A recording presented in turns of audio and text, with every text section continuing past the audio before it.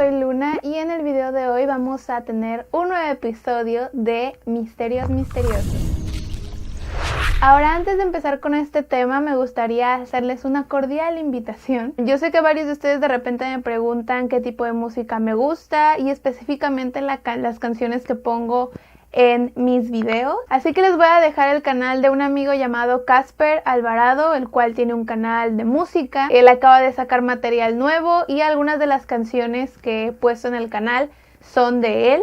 Incluso el video pasado, que fue el de Pizzagate, todo el video fue musicalizado con su material. Así que si les gusta pues el tipo de música que yo pongo en los fondos de los videos o al final de los videos, pues les recomiendo que vayan a verlo. Así que bueno, el día de hoy vamos a hablar de un caso el cual es de mis favoritos y de los que más odio, ¿ok? Voy a empezar diciendo eso. Este video creo que lo conozco desde hace un buen, o sea, como de hace 4 años, quizás 3. Pero el punto de este video es que es demasiado estresante, frustrante. O sea, espero que se frustren tanto como yo me frustré en todo este tiempo, que es el caso de los Friedman. Ahora, quizás muchos de ustedes no conozcan quiénes sean los Friedman. Fue un caso bastante sonado en los 80s. No estoy muy segura de por qué no hay muchos videos acerca de ellos, más que un documental que es en el que me basé, pero al mismo tiempo saqué información de otros lugares por razones que voy a explicar en el transcurso del video. Así que sin más que agregar, vamos a empezar con los hechos. En sí, el caso de los Friedmans es un caso que involucra pederastia. Este caso se dio en los años 80 en Long Island y es un caso que involucra a toda una familia. Arnold Friedman, el cual es el padre de esta familia, era un muy conocido y de hecho muy respetado profesor de esta comunidad de Long Island. En este lugar en donde vivían era bastante conocido por ser un maestro con muchos años de experiencia. Daba, aparte de clases en su escuela, también daba clases particulares en su casa de piano y después de informática, de computación. Investigando un poco acerca del tipo de vida que tenían estas personas, es que eran unas personas con mucho dinero. O sea, era como una comunidad muy cerrada, de prestigio. Todo el mundo ahí quería pues tener clases extracurriculares porque todos los niños eran bastante inteligentes, habían ido a las mejores escuelas. Entonces, varias de las personas que estaban ahí pues mandaban a sus hijos con este maestro que era Arnold Friedman. Ahora, lo que denotó todo este caso fue el hecho de que se encontró una revista por correspondencia que iba a ser mandada a este domicilio al nombre de Arnold Friedman. Ahora, el contenido de esta revista era pornografía infantil. Este paquete no llegó directamente a su destino, sino que no sé cómo sea actualmente el sistema, pero según lo que se conoce de la historia, es que las personas pues del correo se dieron cuenta del contenido de la revista e informaron a las autoridades. Entonces las autoridades confiscaron la revista. Pero entonces dijeron, pues puede que alguien se la haya mandado sin que él supiera, ¿no? O sea, es correspondencia, era muy común que la gente se mandara cosas, incluso de broma. Entonces ellos decidieron hacer una investigación como encubierto. Uno de las personas que estaban involucradas en este caso y en investigarlo se vistió de repartidor y llegó con esta revista a la casa de los Friedman. Ahora, una vez que Arnold Friedman recibió la revista, o sea, admitió que era suya, que la había ordenado y pues se la entregaron. Ahora, después de que esto pasó, obviamente ya tenían la prueba suficiente para constatar que efectivamente él la había pedido y que era su propiedad. Lo que hizo fue dejarlo un rato con la revista. No estoy muy segura del por qué. Supongo por el hecho de que si fuera algo que él no pidió, pues tal vez hubiera intentado regresarlo, hubiera intentado pues no verlo, sacarlo de su casa o algo. Pero eso no ocurrió, él se quedó con la revista. Entonces lo que hizo la policía fue ir de nuevo a esta persona encubierta a su casa y decirle como de, ok, tengo una orden de que debo entrar a tu casa a revisar. Empezó a decir, oh, pues solo es esta revista. Subieron a su cuarto, la revista estaba en un cajón abierta, o sea, abierta en su cajón como de noche a un lado de su cama. Y entonces él dijo, pues es todo, llévenselo.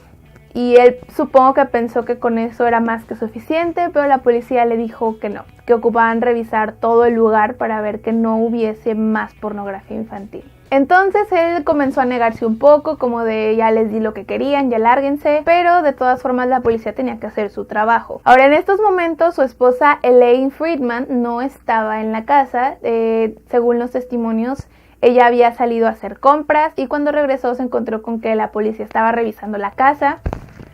Ella, de hecho, en la entrevista que le hacen habla de cómo pensó que se trataba como de algún tipo de droga, que tal vez los muchachos que tenían como una edad de 18 a 20 y tantos años tenían alguna especie de posesión de drogas. Era algo un tanto común, supongo, el uso de drogas en ese entonces, pues en los 80s. Pero resultó que sí encontraron muchísimas más revistas de pornografía infantil en la casa de los Friedman, o sea, en diferentes locaciones, pero incluso escuché que era como una pila de aproximadamente 1 metro de puras revistas pornográficas infantiles. Ahora, obviamente, al estar buscando en su casa, dieron con su oficina, con su despacho, en donde obviamente daba las lecciones de piano y de informática.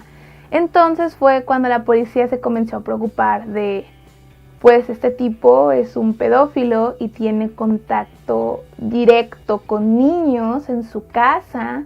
Además, en la entrevista hablan de cómo era un despacho un tanto oculto, o sea, estaba la casa y para llegar al despacho tenías que bajar y dar la vuelta, pasar un pasillo, y que era un lugar en el que nadie entraba más que ese hombre. Fue entonces cuando asumieron que iba a haber algún tipo pues de problema y comenzaron a contactar a los alumnos que él tenía pues en una lista del salón de clases, para ver si alguno de ellos había tenido alguna experiencia negativa con este hombre. Ahora, es aquí cuando empieza como toda la controversia del caso y por lo cual varias personas llegan incluso a defenderlo, que es el hecho de que no hubo una denuncia y a partir de ahí un encierro, sino que fue a que le confiscaron pornografía infantil, es decir, que era un pedófilo, y después investigaron si era un pederasta. Que la diferencia es que los pedófilos pues es una filia, tienen un gusto, y los pederastas ya actúan conforme a ese gusto, ya abusan sexualmente de los niños. Entonces mucha gente criticaba eso, el hecho de no pueden juzgar a un hombre por sus gustos, pero al mismo tiempo pues él poseía pornografía infantil y eso ya es delito, o sea, aunque no actúes con otros niños, la posesión de pornografía infantil ya es delito y te pueden mandar a la cárcel por eso. Ahora es aquí cuando todo comienza a ponerse más serio. Se dieron cuenta cuando comenzaron a hacer investigaciones con los niños. Varios de los testimonios afirmaban que efectivamente había abusado sexualmente de ellos hasta el punto de sodomizarlos. En sí encontré diferentes números en cuanto al número de víctimas, pero tengo entendido que eran entre 12 y 15. O sea, en otras partes encontré que eran más, pero no eran personas que hablaron como con el documental abiertamente, pero todos tenían entre 8 y 11 años de edad. Ahora, ¿por qué esto es un caso de familia? Pues, como dije, esta familia tenía 3 hijos, el cual era Seth Friedman, Jesse Friedman y David Friedman. Ahora, de estos 3 hijos comenzó a surgir el nombre de uno de ellos. En las declaraciones de los niños comenzaron a decir que Jesse Friedman, que era uno de los hijos, también había participado en muchos de los abusos sexuales hasta estos niños. Incluso afirmaban que era mucho más violento que su padre, que los jalaba del cabello, que les torcía el brazo, que los golpeaba en general. Algunas otras declaraciones y acusaciones que se le hicieron a estas personas es que tenían videojuegos sexuales en el taller de computación que tenían. O sea, que tenían juegos que no eran apropiados para menores de edad, los cuales tenían figuras fálicas e incluso mujeres desnudas, pues para que ellos jugaran. Supongo también es un tipo de abuso sexual, como el permitirle a un niño que tenga contacto con cosas sexuales o hablar de algo sexual enfrente de un niño es considerado abuso sexual porque es algo de lo cual no está preparado y le puede generar traumas. Ahora, después de que eso sucedió, obviamente fue encarcelado algunos días, tengo entendido que 60 días, en lo que seguían investigando el caso, etc. Y después de ese tiempo lo dejaron volver a su casa. Fue ahí cuando comenzaron muchos problemas con la familia. Ya había problemas desde antes, obviamente, Pero lo interesante de todo este caso es que como ellos tenían acceso a cámaras y videotapes y como grabadoras de audio, etcétera, grababan lo que sucedía en la casa. Uno de los hermanos pues se ponía a grabar lo que sucedía y puedes ver que había muchísimas discusiones en la casa debido a este problema. Terminaron dándose cuenta que el señor Arnold Friedman ya no tenía oportunidad, o sea, es que ya no había manera de defenderlo cuando lo estaban acusando de tantas sodomizaciones a niños. Tenían pruebas de que tenía posesión de material pornográfico infantil, o sea, la policía fue y lo engañó a su puerta. Toda la prueba que necesitas para saber que alguien es un pedófilo.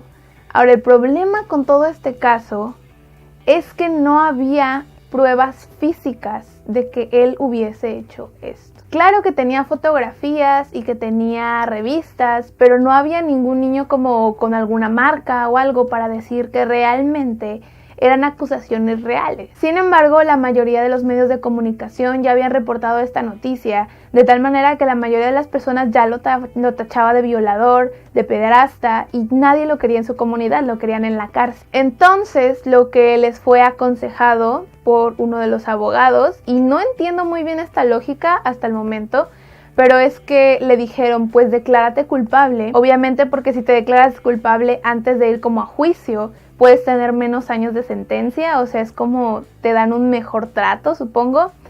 Y además podemos enfocarnos en salvar a Jesse, en salvar al hijo, a salvarlo de que a él no lo metan a la cárcel, incluso si tú sí vas. Entonces fue cuando, pues después de muchas discusiones, decidieron que el padre se declarara culpable, con tal de salvar al hijo. Fue ahí cuando Arnold Friedman se declaró culpable de los cargos de pederastia y abuso sexual a menores. Ahora, si piensan que hasta aquí terminó el caso, están mal, es el comienzo. Ok, una vez que él se declaró culpable, pues comenzó a hablar con abogados para que les dieran el mejor trato posible en la cárcel.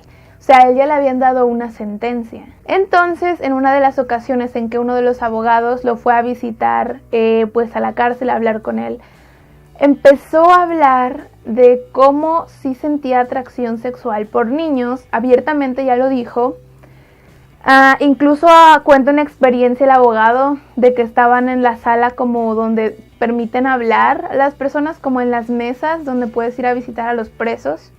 Y que había un niño con su padre y él decía que quería cambiarse de mesa porque podía ver al niño y como que lo ponía en un cierto modo que le resultaba excitante ver al niño. Y sí, pero además hizo algunas confesiones que también son muy importantes en el caso, que él sí había tenido algunos encuentros sexuales con niños, él ya siendo mayor, pero no en esta comunidad. O sea, que no abusó de los niños que lo están acusando, pero que sí ha tenido relaciones sexuales con otros niños.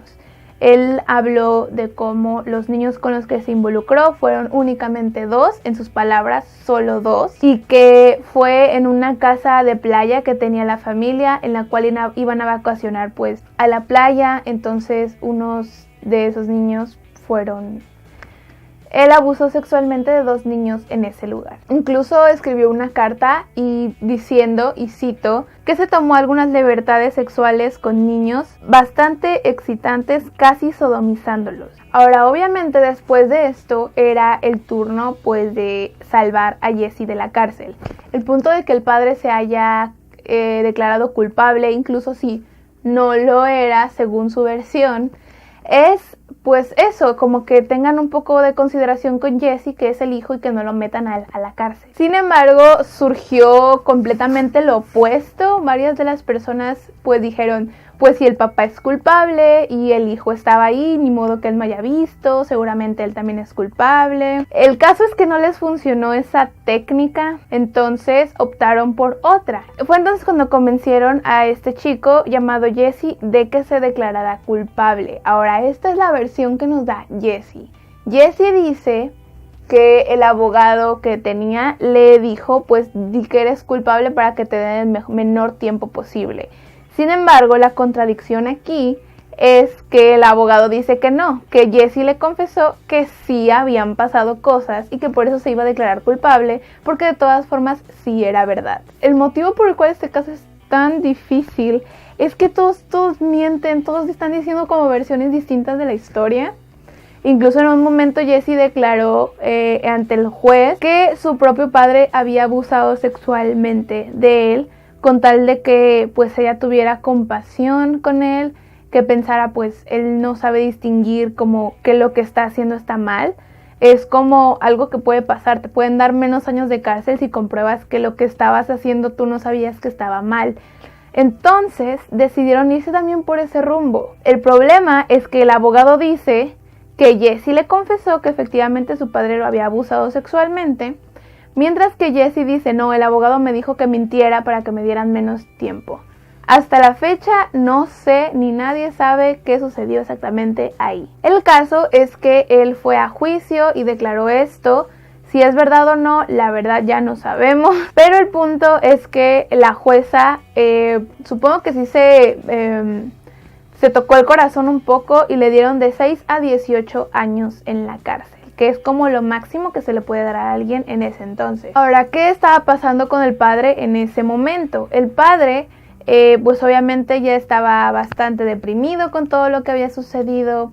Y además la mamá, que es Elaine, decidió divorciarse de él cuando él estaba en la cárcel. Ahora, lo que el hermano de Arnold Friedman nos cuenta es que él sabía que su hermano estaba muy deprimido y él comenzó a hablar de suicidio. Y él hablaba de cómo quería suicidarse porque tenía un seguro de vida, el cual cubría después de cierto tiempo el suicidio. Entonces el plan del padre era ahora suicidarse para poder dejarle dinero a Jessie para cuando él salga de la cárcel. Él, tengo entendido que se sentía como muy culpable de haber involucrado en todo esto a su propio hijo y que precisamente esa era su intención, pues dejarle algo, compensarlo de alguna manera. Fue entonces que Arnold Friedman murió en la cárcel. La toxicología que se le hizo señaló que había muerto debido a que se ocasionó una sobredosis de antidepresivos. Y esta historia, al menos los datos exactos, terminan con el hecho de que Jessie tuvo exactamente 13 años en la prisión y después lo dejaron salir. Ahora, ¿ustedes creen que es un caso un tanto simple? O sea, es un caso triste de injusticia. Pero es que hay muchas incógnitas, hay muchas cosas que no tienen sentido, que no se entienden. O sea, les digo, hasta el momento nadie sabe qué pasó. Así que si están en su casita, agarran un café, relájense, siéntense porque vamos a estar aquí un buen rato. Les voy a decir ahora algunos datos interesantes que me parece que contradicen un tanto esta historia. Estas son tanto a favor como en contra de la versión oficial. Ahora, como les digo, esta versión oficial fue sacada en forma de documental, que es la manera más directa en la que puedas saber, porque obviamente incluye pues material exclusivo, incluye entrevistas directas con los involucrados, incluye incluso las grabaciones que se tomaron en ese momento cuando todo estaba pasando, entonces da un mejor contexto. Ahora, las cosas que contradicen esta historia como tanto a favor o en contra son las siguientes. En primera, muestran a un amigo de Jessie hablando de él y de su relación con él y habla de cómo, o sea, él no se puede creer que Jessie haya hecho eso porque era como muy introvertido, o sea, no era una persona muy violenta con otra gente, que nunca vio ni siquiera burlándose de alguien. Entonces es como muy fuera de lugar, en su opinión, que lo acusen de algo pues tan fuerte y que encima decían que golpeaba a los niños, que los estrujaba, etc. Ahora, en el documental se muestran varios ex estudiantes de esta persona y dos de ellos hablan de que nunca vieron nada raro, de que nunca les pasó nada, o sea, ni siquiera había los tales videojuegos sexuales que habían en la computadora, que incluso hacen entrevistas a los padres de los niños que no fueron víctimas y hablan de cómo los padres que se supone que sus hijos sí eran víctimas los presionaban no, sí violaron a tu hijo y no lo quieres admitir, y les decían como era una presión social, como de tal vez no lo quieres admitir y estás en negación, pero el niño no decía nada de eso, el niño nunca habló de que le haya pasado nada. y varios de los niños dicen que nunca les sucedió nada ahí dentro. Ahora, esto te haría creer que lo más probable es que hayan encarcelado a alguien injustamente, que tal vez fue un error, que el hombre solo era un pedófilo, pero que no abusó de estos niños, o que el padre sí lo hizo y Jesse no tuvo nada que ver. Pero es que no tiene sentido lo siguiente tampoco. Uno de los estudiantes en el documental hace unas declaraciones bastante explícitas y bastante horribles, que es que tenían ciertos juegos sexuales, específicamente uno que es un tanto fuerte, o sea, si no les gustan los detalles, muevan unos 15 segundos, que era básicamente una hilera de niños en las que todos estaban como en 4, y se supone que era un juego, ¿sabes? Como cuando saltas encima de tu amigo y salta el siguiente. Algo así, pero en vez de saltar, o sea, todos se ponían en hilera y este hombre y su hijo pasaban a sodomizarlos uno por uno. O sea, eso es como algo muy fuerte que decir, pero no fue el único que lo dijo. Sin embargo, ¿cómo es que pasó todo esto? Y cómo es que, si pasó todo esto, ¿por qué no hay pruebas físicas? O sea, uno pensaría que hay llanto, sangre, algún tipo de fisura. O sea, eran niños, obviamente les iba a doler. Incluso el mismo testimonio habla de cómo uno de los videojuegos sexuales que tenía, en una ocasión se lo llevó a su casa para copiarlo y tenerlo en su computadora, y que cuando Arnold Freeman se enteró lo hizo borrarlo y que lo amenazó con un cuchillo. Sin embargo, las acusaciones de este testimonio, investigando un poco, les digo, y esa es la razón por la cual investigué fuera del documental, es que algunas eran falsas. En el documental siento que te lo quieren hacer ver como de que hay pruebas a favor y en contra, pero esto fue algo que me quedó como que muy extraño. Se supone que uno de los chicos habla de cómo cuando él comenzó a recordar cosas era porque le practicaron una técnica de hipnosis en el psicólogo que iba. Ahora, muchos de ustedes probablemente sepan que la hipnosis es un tema un tanto controversial en el mundo de la psicología y de los tratamientos, terapias, porque se sabe que puede crear recuerdos falsos. Y ese es un punto que abordan en el documental, como de puede que este hombre esté teniendo recuerdos falsos porque lo hipnotizaron.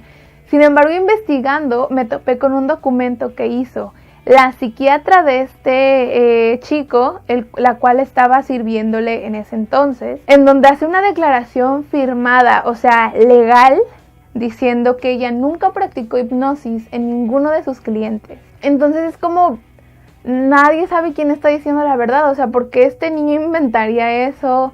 Tuvo un recuerdo falso, ¿quién le hizo la hipnosis? Y esta mujer está declarando ante la ley que nunca practicó hipnosis con ninguno de sus clientes. Ahora, algunas de las cosas que yo considero así personalmente como inestables en la versión de los niños es que ¿cómo es posible que hayan pasado todas estas cosas? O sea, yo entiendo tal vez, ¿sabes? Hay abuso sexual que no involucra sodomizar a un niño, tal vez como tocarlo de manera inapropiada o hacerlo sentir incómodo en general, lo entendería, pero es que están hablando de algo como muy brutal, como grupal, entonces es como muy extraño para mí y para muchas de las personas que están buscando o que estuvieron buscando en este caso, que cómo es posible que tantas cosas sucedieron y los padres iban de repente por sus hijos y como si nada. Ninguno de ellos tenía ningún rastro pues de heridas o de golpes. Debbie Nathan, que es una investigadora de este caso en específico, habla incluso de algo muy importante, que es el hecho de que habrían rastros. Cuando hay este tipo de abuso sexual a menores, obviamente pues es algo a la fuerza, no me quiero meter mucho en detalles. Habría ciertas señales físicas, o sea, fisuras, sangre en la ropa interior o restos de fluidos variados en la ropa. Vaya, incluso que hubiese pues llanto, gritos de los niños, o sea, no estaban solos. Normalmente este tipo de abuso sexual, incluso si es en grupos, es individual, no es algo que haces como enfrente de todos, como una super orgía de niños en un cuarto. Habría alguien gritando, incluso si no es como gritando por ayuda, pues algún sonido de dolor provendría de ahí y nadie lo escuchó en todo este tiempo. Y ese es el problema principal de todo el caso, que no hay evidencia física de lo que sucedió. Ahora, otro de los puntos que me parece interesante que debió tocarse más a profundidad en este documental, que es Capturando a los Friedman o Retratando a los Friedman, no sé cómo lo tengan en español, es que Arnold Friedman confiesa también que cuando él era menor, pues cuando estaba en la adolescencia y en la pubertad, también había tenido algunas relaciones homosexuales con niños menores y también de su edad en ese entonces. Él habla de cómo cuando eran jóvenes, de hecho esto lo declaró su esposa también, que cuando eran jóvenes él y su hermano pues eran muy pobres, que su casa era literal solamente un cuarto, y que a partir de que su mamá se divorció de su padre, su mamá metía a varios hombres a la casa y pues estaba como una cama a un lado de la otra, entonces ellos podían ver y escuchar a su madre teniendo relaciones con otros hombres. Entonces esto ocasionó que Arnold Friedman tuviera como esa curiosidad cuando es un niño y que comenzara también a tener ciertas ventajas con su hermano menor, que tenía 8 años en ese entonces y él 13. Sin embargo, el hermano niega estas cosas. O sea, esto es algo que dijo Arnold y es algo que dijo su esposa. Pero si le preguntas al hermano, él dice que no se acuerda de nada de eso. Y o sea, yo entendería que no te acuerdes de algo a los 5 años, pero a los 8 años creo que la mayoría tenemos recuerdos muy vivos de nosotros a los 8. Y debido a esto, él comenzó a darse cuenta mientras iba creciendo que tenía todavía esa atracción como para niños más jóvenes y que era algo que le preocupaba. E incluso habla de que a él le preocupaba bastante el hecho de que comenzara a sentir atracción por sus propios hijos y que pudiese abusar de ellos. Esto es algo que se ve muy a la ligera en el documental y fue ahí cuando comencé a notar que estaban dejando cosas afuera. Y es la razón por la cual investigué como en otras fuentes, libros y otros videos, porque es bastante obvio que la manera en que lo estaban presentando es como de que, pues es imposible por tal cosa. Pero el hombre literalmente tenía miedo de que fuera a abusar sexualmente de sus hijos en algún momento y que según fue hasta con un psiquiatra y le dijo que tenía todo bajo control. Ahora, como ya mencioné, otra de las contradicciones más grandes es la relación de Jesse con su abogado, los cuales dicen que no, Jesse quería declararse culpable y el otro dice, es que el abogado me convenció. Y acá dicen, es que a Jesse lo violó su padre. Y acá dice, es que el abogado me dijo que dijera eso. Y es muy confuso. Entonces en todo el video estás como, o sea, todo el documental, todo lo que encuentras de la información te quedas de qué sucedió, no entiendo. Pero lo que sí encontré que era bastante interesante y muy muy importante era que dejaron fuera una entrevista que dio Jesse. En esta entrevista habla muy detalladamente del tipo de abuso sexual que cometía con los niños, en dónde lo hacía y cómo lo hacía. A esta entrevista se llama la entrevista Geraldo, la voy a dejar también en la descripción por si la quieren ver completa.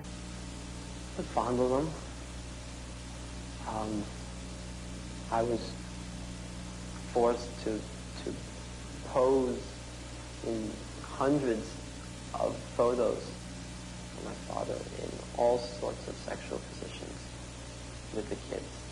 Oral sex going both ways. I was forced to pose with my penis against their anus. Esto pasó después de que él dijo que era culpable. Entonces, si fue una mentira para escaparse de más años de prisión, ¿de dónde surgieron estos detalles tan específicos y tan posibles? Es que si fuera como solamente decirlo por nomás, lo dices y ya, pero es que dijo cosas muy específicas que es obvio que tendrías que hacer para saberlas. ¿Captan? O sea, no es algo que simplemente inventas. No veo por qué ocuparías dar detalles tan explícitos de algo que no sucedió. Otra de las cosas que vi que no se suele tomar en cuenta en esta investigación y que no se tomó en cuenta para nada en el documental, como les dije, hay cosas a favor y en contra, y siento que hasta ahorita hemos visto muchas cosas a favor, pero esto es algo que me indica que algo anda mal. Hubo un tercer involucrado y no lo pusieron en ningún momento en el documental oficial de esto. Este hombre involucrado se llamaba Ross Goldstein, que era, se supone, un amigo de Jesse, el cual sí se declaró culpable e incluso habla de cómo pues tanto él y Jesse se involucraban con los niños. Entonces mi pregunta es, ¿cómo es que un amigo de Jesse sí estaba involucrado y su padre también, pero Jesse no? O O sea, no tienen sentido. ¿Por cómo llegaría un amigo de Jesse hasta el despacho de su padre si no fuera porque Jesse lo llevó? ¿Y por qué lo llevaría si no fuera pues para abusar sexualmente de los niños? Otro punto interesante de todo este documental que veo como una crítica es el hecho de que se supone, según el director de este documental, él entrevistó a de 3 a 5 niños. Y digo de 3 a 5 porque él ni siquiera se acordó del número exacto de niños al que entrevistó, según él. Entonces, la cuestión aquí es que eran más de una docena de niños los que habían estado involucrados. ¿Por qué no le preguntó ni a la mitad de los niños? Entonces, cuando este documental comenzó a ganar premios, 11 de los niños que estuvieron en la clase de esta persona, que fueron víctimas, hicieron una carta en internet hablando de cómo lo que dijeron era verdad, que nunca nadie les preguntó a ellos si querían estar en el documental, que nadie le pidió su opinión, mientras que el productor estaba diciendo que sí se les intentó contactar, pero que ninguno quiso entrevistas. Entonces es que no se sabe quién está diciendo la verdad, así de sencillo. En sí, en el documental quieren hacerle ver a las personas como que la policía hizo que los niños dijeran declaraciones falsas, o sea, que los confundían para que hicieran declaraciones que no eran verdad. Sin embargo, varios de los niños hoy en día pues son adultos y dicen que es verdad todo lo que dijeron. Ahora, los niños tenían entre 8 y 11 años, entiendo que todavía tienes bastante imaginación, pero también creo que ya tienes como conocimiento de que lo que estás haciendo está bien o mal. Ya algunos datos al final que nos dan de la película es el seguimiento de la familia. Hablan de que Seth nunca quiso dar entrevistas, que David se hizo un payaso, o sea, trabaja como payaso en fiestas infantiles, y que la ex esposa de David Friedman pues se volvió a casar. Así que ahora vamos a pasar con las teorías de lo que realmente sucedió en este caso. Creo que es bastante obvio que la primera teoría es que nunca pasó nada y que la familia fue víctima de un mal manejo de información de la policía y que varios de los niños dieron declaraciones falsas. Esto se debería debido a la histeria colectiva de las personas, incluso lo que mencioné de que varios de los padres de familia pues presionaban a otros para decir que sí era verdad y que estaban en negación, aunque los niños no habían hecho ninguna declaración. No podemos decir que él era inocente porque él ya tenía posesión de pornografía, además que ya había admitido haber abusado de 2 niños en la playa. Así que no es inocente, pero sí muestra como una gran diferencia de haber hecho eso a sodomizar a tantos niños durante tantos años y también su hijo. Sin embargo, esta respuesta simplemente no me cuadra, o sea, no tiene sentido que haya tantos testigos, incluso un tercero involucrado diciendo que sí sucedió, para que al final nada de esto sea verdad. Lo cual lleva a la segunda teoría, que es que el padre efectivamente tuvo este tipo de abusos sexuales contra los niños, pero que Jesse, que es el hijo, no tenía nada que ver, que él simplemente pues estaba ayudándole al padre con las clases de computación, que él no sabía lo que estaba sucediendo o que incluso pues no participó en estas actividades pues ilegales. Esta teoría indicaría que Jesse solo estaba haciendo declaraciones al azar, ¿sabes? Cuando dijo que pues su papá lo había abusado, que sí era verdad, luego que no era verdad.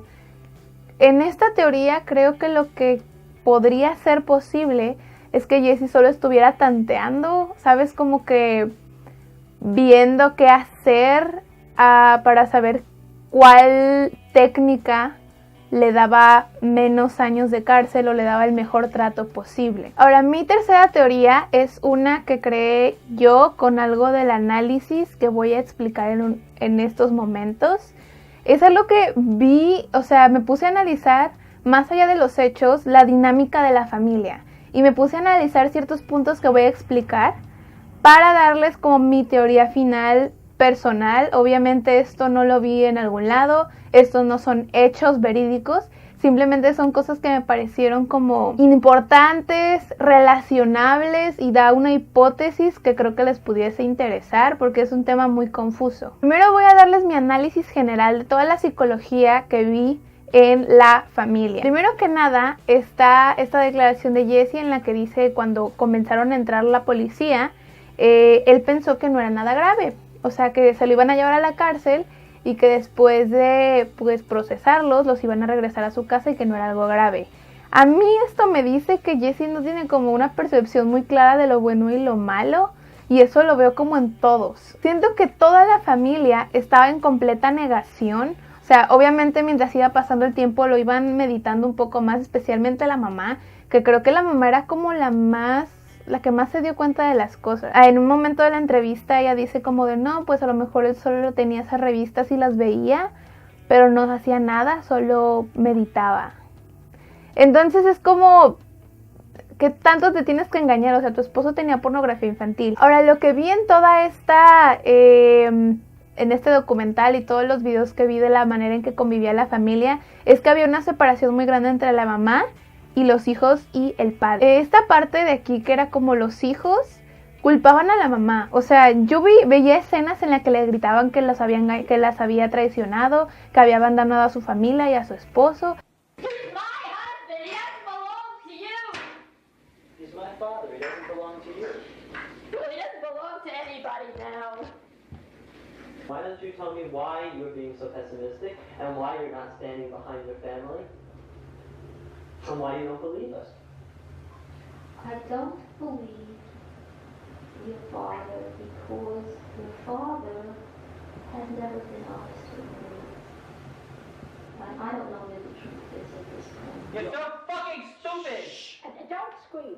I don't want to talk about this! Why are we talking about this? Stupid! Don't listen to her! Why? Una de las personas que más me llamó la atención es David. Ahora, David en todo el documental se nota muy a la defensiva de su padre. Sigue insistiendo de que él dice que no fue nada, así que no fue nada.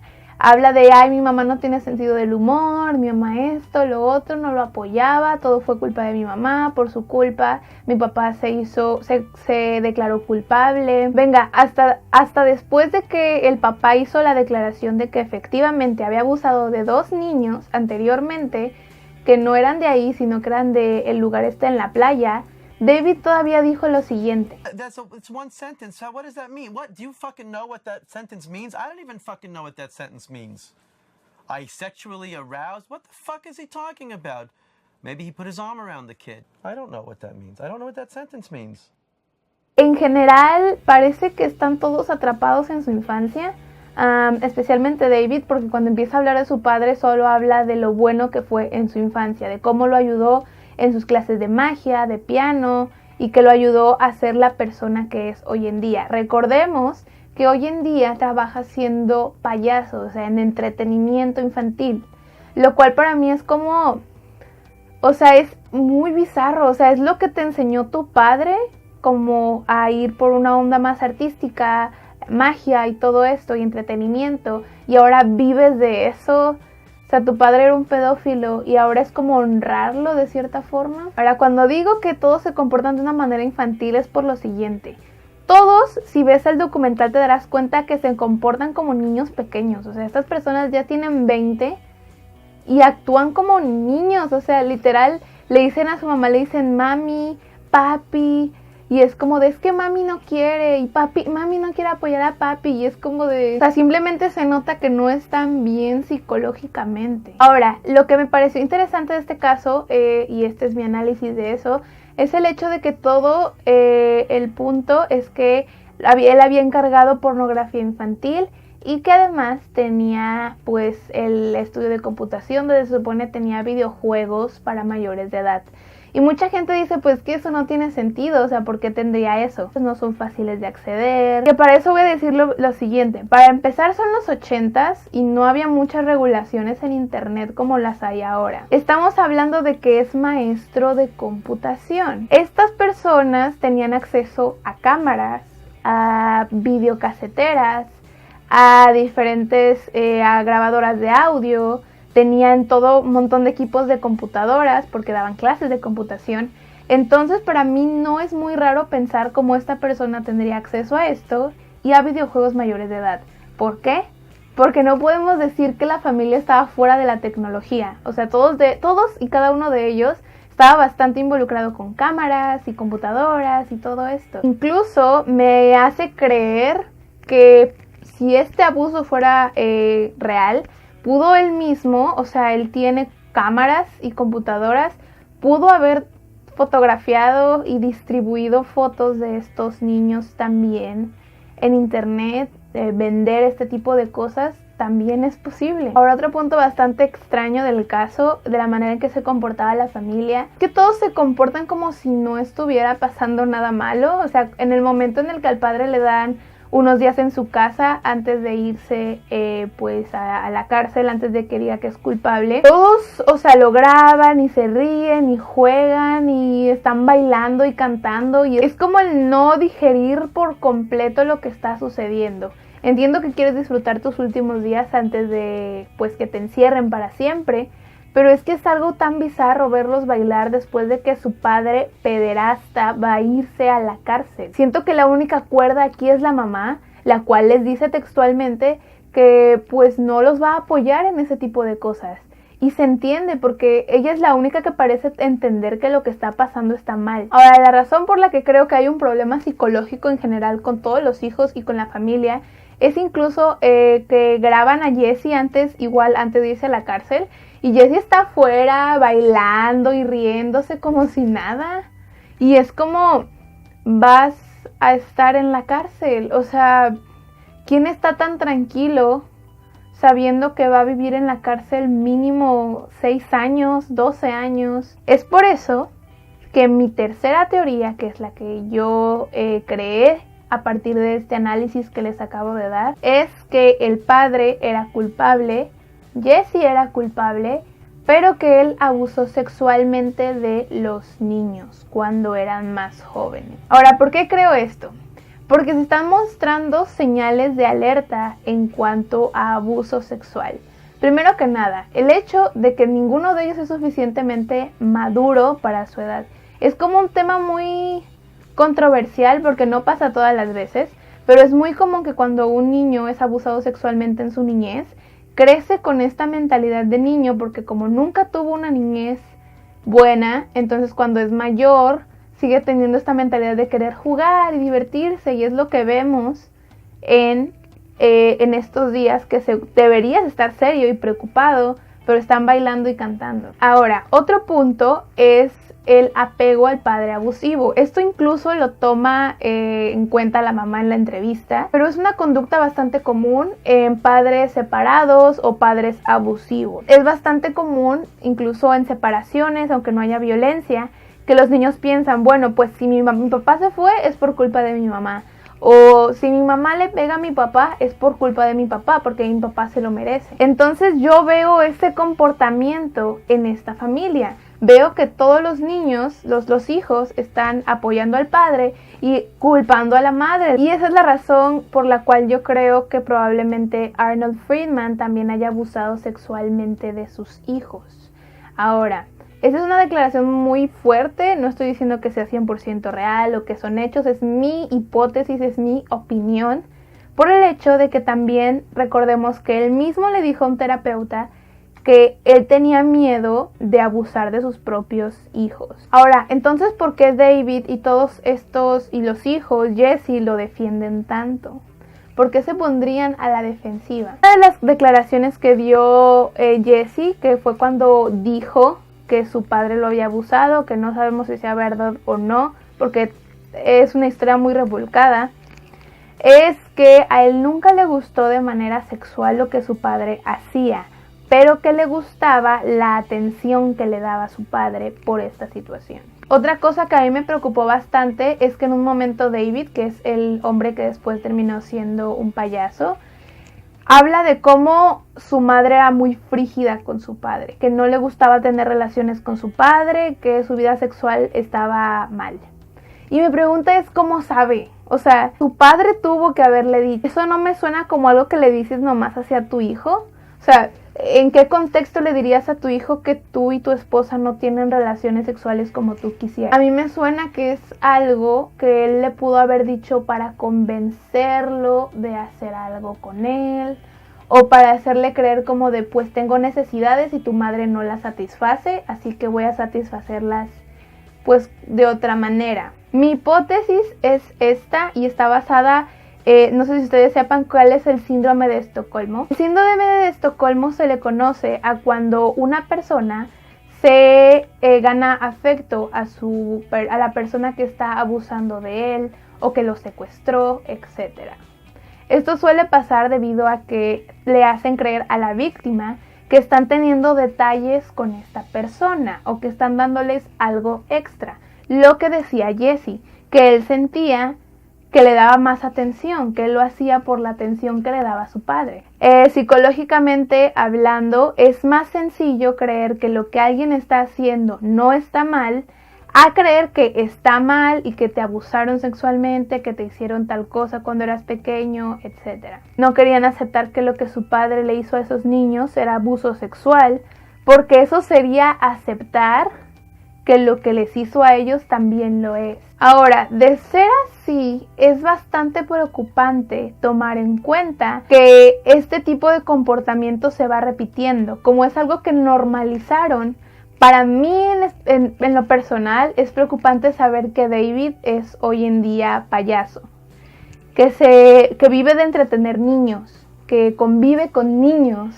Es preocupante, porque toda su vida se le fue enseñando que el tener este tipo de relación con niños es normal, que su padre fue injustamente a la cárcel, que él nunca hizo nada, que los niños mentían. Entonces imagínense si él resulta seguir este ciclo de comportamiento de su padre. Estamos hablando de un hombre que trabaja con niños. Y es bastante común en los pederastas que tengan esta clase de profesiones. Yo no puedo asegurar nada, porque incluso después de esta teoría me quedan muchas preguntas de lo que realmente sucedió. Pero es la teoría que me he planteado a través de muchos años y les juro que siempre que vuelvo a este documental, ya lo he visto como unas 8 o 9 veces y siempre que lo veo me encuentro pistas más establecidas de que tal vez esto fue lo que sucedió, que simplemente todo eso sí sucedió, pero que los hijos no querían entender que lo que estaba pasando estaba mal y que su padre no era el hombre que creían. Un tema bastante complicado. El video creo que quedó muy largo, lo siento. Espero que me gustaría muchísimo, es en serio, quisiera saber su opinión en los comentarios, porque les digo, incluso con esta teoría a mí no me queda 100% claro qué sucedió en este caso. Si ustedes concuerdan con la teoría o no que hice, también me gustaría saberlo. Recuerden que subo videos de este tipo bastante seguido. Pueden suscribirse a mi canal si les interesan. Pueden también darle me gusta al video para saber que les agradó la información que les di. Espero que les haya gustado y eso sería todo por el video de hoy. Adiós.